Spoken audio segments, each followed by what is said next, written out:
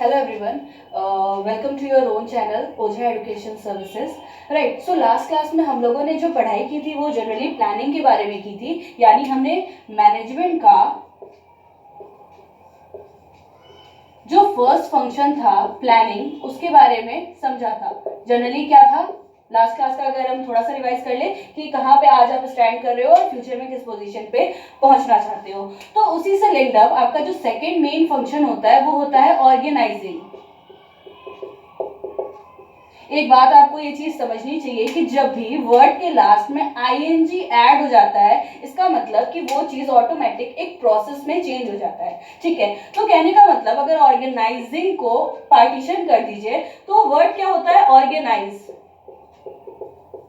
यानी आप चीजों को कैसे किस तरीके से अरेंज करने वाले हो। ठीक है, तो सिंपल सी चीज है, अगर वर्ड के मीनिंग से, अगर आप ऑर्गेनाइज वर्ड के मीनिंग से समझ रहे हो कि ऑर्गेनाइजिंग क्या है, तो सिंपल सी चीज है कि जो चीज आपने प्लानिंग में सोची थी, ठीक है, आप उसको सिंपल सी चीज में क्या करने जा रहे हो, एग्जीक्यूट करने जा रहे हो।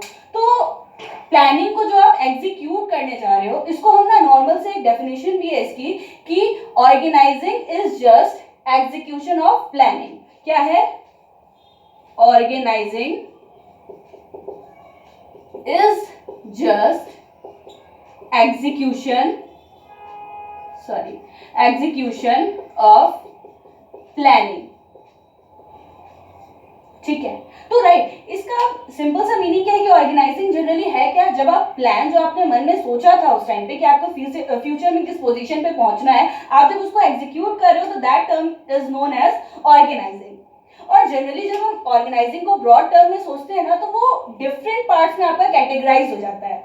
इसके लिए ना मैं आपका एक सिंपल सा एग्जांपल लेती हूँ कि एग्जैक्टली अगर हम ऑर्गेनाइजिंग को थ्रू एक अगेन चार्ट के थ्रू समझते हैं तो ज्यादा बेटर है। फॉर एग्जाम्पल ये आपका ऑर्गेनाइजिंग है, ऊपर लिख दे रही हूँ ताकि क्लियर रहे कि हम पढ़ क्या रहे हैं अभी टॉपिक। ठीक है, जैसे ऑर्गेनाइजिंग है और एक फर्म है। ठीक है, ये आपका फर्म है, इसमें पर्सन्स है A B C and D E and F G and H. ठीक है, ये एक पर्सन है जो काम कर रहे हैं। ठीक है, यहां पे इनके एक सुपीरियर हैं यानी बॉस हैं। ठीक है, जो कि क्या करने वाले हैं, इनको काम असाइन करने वाले हैं। मतलब क्या है, असाइनिंग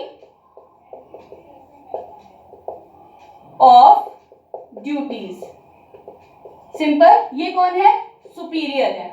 ठीक है, एस नाम से डिनोट कर लेते हैं अभी ने। ठीक है, और ये क्या काम करने वाले हैं, इनको काम असाइन करने वाले हैं। ठीक है, तो अब नॉर्मल सी बात समझिए कि ये जो मिस्टर एस के नाम से हमने इन्हें डिनोट किया है, जो सुपीरियर है, वो इन्हें काम असाइन करके गए कि भाई ये एक प्लान है, या एक एग्जांपल लेते हैं कि शर्ट बनाने की एक कंपनी है। किसकी है, शर्ट बनाने की। ठीक है, ये यहाँ पे आके ऑर्डर देके गए कि आप लोगों को ना आज इवनिंग तक 10 शर्ट्स बना के तैयार कर लेनी है। तो जब ये वापस इवनिंग में आते हैं पूछने के लिए कि काम हो गया, तो ए कहता है अरे मुझे तो लगा बी कर रहा था, बी कहता है अरे मुझे लगा जी कर रहा था, जी कहता है अरे मुझे क्या पता, मुझे तो लगा ये काम डी को असाइन हुआ है। मतलब कि ये किसी को पता ही नहीं कि काम एग्जैक्टली करना किसको है। ठीक है, तो अब ये जो कंफ्यूजन क्रिएट हुआ ना, तब ये सुपीरियर समझ गया कि भाई पहली बात, एक तो काम डिसाइडेड नहीं हो पा रहा है, और दूसरी चीज कि यहाँ पे काम चोरी का ऑप्शन बहुत ज्यादा हो जा रहा है। किसका, काम चोरी का। ऑब्वियसली बात है, क्योंकि एक दूसरे पे नाम लगा रहे हैं, आज का जो पर्टिकुलर डे था इवनिंग तक का वो तो खराब हो गया। राइट, तो प्रोडक्शन नहीं हुआ तो ऑब्वियसली बात है आपका सेल नहीं होगा, अगर सेल नहीं हुआ तो आप प्रॉफिट पे नहीं पहुंचोगे। ठीक है, और जिस पोजीशन पे आप जो आपने डिसाइड किया था प्लानिंग में वो तो आप भूल ही जाओ अगर ये रोज होता रहा ऐसा तो। ठीक है ना, तो आप नॉर्मल सी बात समझना। तो इस टाइम पे जब ये देखो जो फंक्शंस बने, ठीक है, जो कि तुम्हारे हेनरी फ्यूल ने बनाए हैं, तो वो कब बनाए, जब उन्होंने प्रैक्टिकल इन चीजों को महसूस किया, जब एक वो फर्म में एज अ इंजीनियर काम कर रहे थे और उन्हें कमियां समझ में आई कि हाँ कमियां कहाँ है, तब उन्होंने मेरे लिए फंक्शन बनाए, क्योंकि उस टाइम पे उन्हें प्रैक्टिकली समझ में आया कि ओ कमियां हो कहाँ रही है। तो उन्होंने आंखों देखी ये चीज देखी कि भाई लोग एक दूसरे को ट्रांसफर कर रहे थे काम, तो उन्होंने ये डिसाइड करवाया कि नहीं, अब काम को ना हम देंगे, असाइन करेंगे बाय नेम या फिर बाय डिपार्टमेंट। तो हुआ क्या ना, assigning of duty by superior, पहली चीज। देन सेकंड उन्होंने क्या काम किया, grouping the activities, grouping the activities. अब कौन सी एक्टिविटीज को तुम एक साथ करोगे, तो which are in same nature. ठीक है, बात समझ में आ रही है। अब ये शर्ट बनाने का काम था, इनको ना इसको इजीली पार्ट में समझो, तो जो सुपीरियर थे उन्होंने क्या किया, इसको 4 पार्ट में डिवाइड कर दिया और ए बी को ये वो काम असाइन करके गए कि आप जो है वो शर्ट का कपड़ा कटिंग करने का काम करोगे। ठीक है, जो क्लॉथ है आपका, जो मटेरियल आपके पास अवेलेबल है, जो है ये जो सी और डी पर्सन थे, इनको क्या काम देके गए कि भाई आप जब तक हम आ रहे हैं आप कपड़े क्या करोगे, सिल के रखोगे, मतलब सिलाई का काम करोगे। ई और एफ को काम देके गए कि जितने भी आपके बटन्स वगैरह के काम लगाने के हैं या कॉलर से रिलेटेड एक्स्ट्रा वर्क है, ठीक है, वो ई और एफ करेंगे, और आयरन करने का काम वो जी और एच को असाइन करके गए। अब इससे हुआ क्या कि उस दिन जब वो इवनिंग में पूछने आए कि भैया काम कितना हुआ, तो उन्होंने बोला कि सर मैंने तो जो आपने काम किया था वो मैंने कर लिया है। इन्होंने बोला हाँ मैंने भी सिलने का काम कर लिया है। फिर इन्होंने बोला कि हाँ बटन और कॉलर का काम तो मैंने भी कर लिया है। आयरन वाला को जिसको काम असाइन था उसने बोला कि नहीं आयरन का काम तो सारा हो चुका है। तो इससे एक चीज ये समझ में आई कि अगर प्लान जो आपने किया था उसके अकॉर्डिंग अगर आप असाइनिंग ऑफ ड्यूटीज, ठीक है, और ग्रुपिंग करते हो एक्टिविटीज का, कौन सी एक्टिविटीज का, जो कि सेम नेचर के हैं, तो that thing is known as organising. Simple से शब्दों में उस चीज को हम क्या कहते हैं, ऑर्गेनाइजिंग। क्लियर है? तो इसी से रिलेटेड आपका अगर आप डेफिनेशन भी समझो, है ना, तो वो भी है। अच्छा, ये तो मैंने कि आपको एग्जांपल दिया एक फर्म के अंदर के टास्क का, जो कि एक छोटा सा एग्जांपल है। ठीक है, जनरली जो आपका ऑर्गेनाइजिंग होता है वहां जितने भी सेम काम होते हैं ना उनको एक ग्रुप में करके उसका एक अलग से डिपार्टमेंट बना दिया जाता है। ठीक है, ये तो मान लीजिए कि मैंने आपको एक शर्ट का एग्जांपल दिया। अब नॉर्मल से अगर मैं आपको नॉर्मल हर बिजनेस का बोलूं, क्योंकि हर बिजनेस के तो अलग अलग सिस्टम रहेंगे ना, तो ये तो एक डिपार्टमेंट है ही आपका। साथ में एक और आपका डिपार्टमेंट होता है जिसमें आपके मेन होते हैं परचेज डिपार्टमेंट, ठीक है, देन है आपका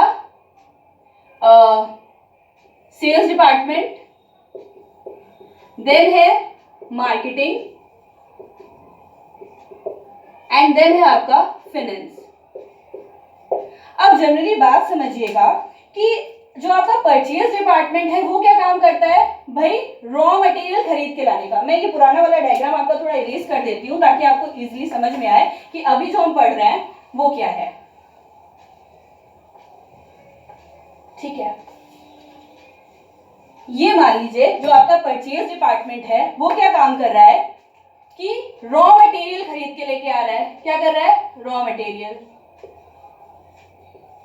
साथ ही साथ अगर रॉ मटेरियल जब खरीद के लेके आ रहा है तो उसको क्या करना पड़ता है, नेगोशिएशन।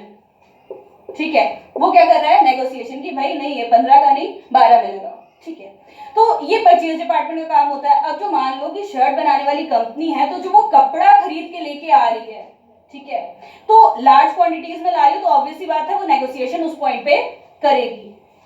ये है आपका सेल्स डिपार्टमेंट कि क्या डिफरेंट तरीके वो इस्तेमाल कर रहे हैं। ठीक है, और सबसे मेन बात है क्या डिस्ट्रीब्यूशन चैनल वो इस्तेमाल कर रहे हैं अपने सामान को बेचने के लिए। ठीक है, जिसमें आपका होता क्या है, पहला मैन्युफैक्चरर होता है, ठीक है, उसके बाद आपका एजेंट होता है, ठीक है, उसके बाद आपका होलसेलर होता है, उसके बाद आपका रिटेलर होता है, एंड उसके बाद आपका कंज्यूमर होता है। ये सिंपल सा है। ठीक है, फिर आपका एजेंट था ये, एंड ये था मैन्युफैक्चरर। ठीक है, ये डिस्ट्रीब्यूशन चैनल है। सेल्स में आपका ये डिसाइड होता है कि भाई आप हायरार्की कौन सी चूज कर रहे हो।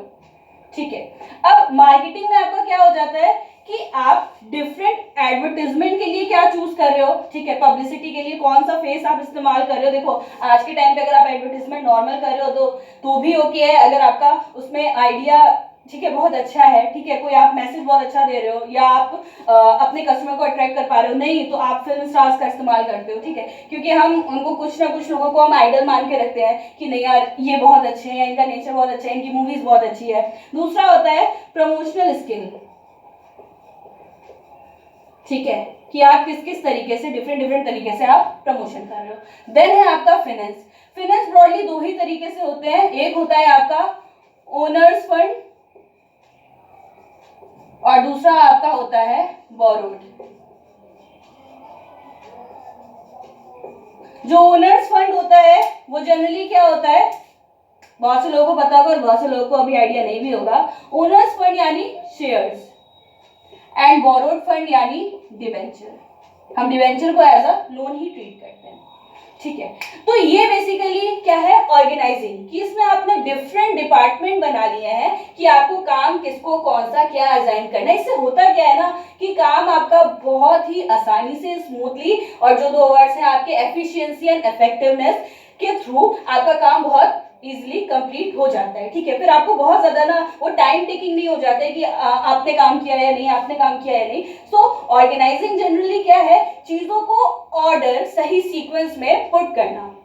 फॉर एग्जाम्पल अगर आप अपने मम्मी के साथ खाना बना रहे हो, ठीक है, और नॉर्मल सी चीज समझो कि अगर किचन का मोस्टली सामान आपके दूसरे रूम्स में रखा है, बेडरूम्स में रखा है या ड्राइंग रूम में रखा है, ठीक है, या हॉल में रख दिया है कहीं आपने, तो जब आप खाना बना रहे हो तो सारा सामान आपको वहीं पे चाहिए होगा ना। अगर वो डिफरेंट जगह रखा होगा तो खाना बनेगा ही नहीं टाइम पे। तो सेम वैसा ही ऑर्गेनाइजिंग में है कि सारी चीजें अपने सही पोजीशन पे होनी चाहिए, तभी आप क्या कर सकते हो, आसानी से काम को आगे बढ़ा सकते हो। और अगर जब इतनी चीजें हम लोगों ने समझ ली है तो ऑर्गेनाइजिंग का एक सिंपल सा डेफिनेशन जो कि हम लोगों ने पिछले पॉइंट में ही समझा, तो उसको हम क्लियर कर लेते हैं कि ऑर्गेनाइजिंग है क्या।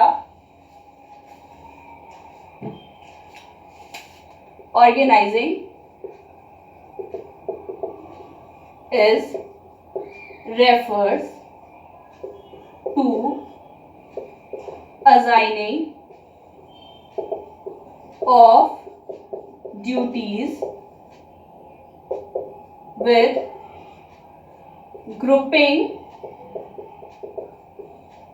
the task in different department।